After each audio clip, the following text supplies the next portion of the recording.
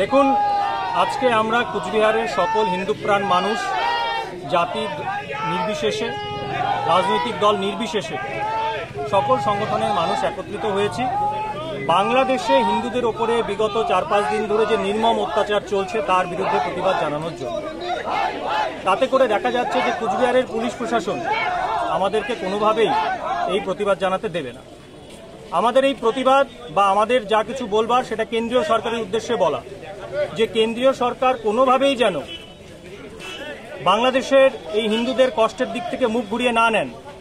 তারা যেন হিন্দুদের নিরাপত্তার স্বার্থে উপযুক্ত ব্যবস্থা গ্রহণ করে এবং জাতীয় এবং আন্তর্জাতিক স্তরে বাংলাদেশের উপরে চাপ সৃষ্টি করে, যাতে বাংলাদেশের হিন্দুরা নিরাপদ বোধ করে, তাদের বাড়িঘর যেন ভাঙচুর করা না হয়, লুট করা না হয়, মা বোনদের ইজ্জত যেন সুরক্ষিত থাকে, সেই দাবি জানাতেই আমরা আজকে সকলে উপস্থিত হয়েছি।